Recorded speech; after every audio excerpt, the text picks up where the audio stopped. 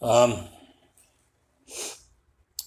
in in memory of Peanut Nelson Walker Jr., I thought I would do another trip down memory lane when the family of Frederick C. Moody and Eva Moody moved from East Main Street to West Main Street. I kind of lost track of Peanut until we got into elementary school. And I think sometime around sixth grade or so, we moved from West Main Street down to Mount Ephraim Road, 22 Mount Ephraim Road. Most of you are familiar with that residence. Well, Peanut and I got back together as kind of a Butch Cassidy type of thing. And the happiness and joy of that was that I met Gary Collins and Tim Gerald, who were best buddies from their neighborhood down on Water Street. And the four of us got together over on the Pentecostal church's back field down on the waterfront.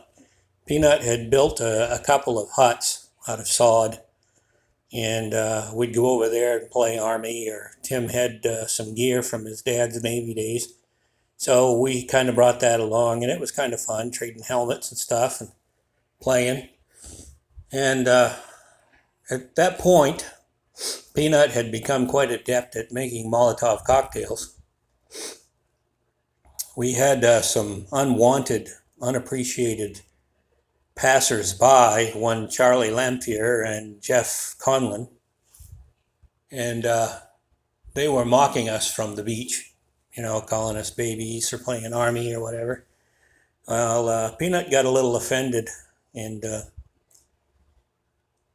we ended up with a challenge. I ended up taking Charlie Lamphere down, flipped him onto the ground, and along came Jeff to try and take me off, and I flipped him on the ground and was sitting on his chest, and then Charlie came and took me off.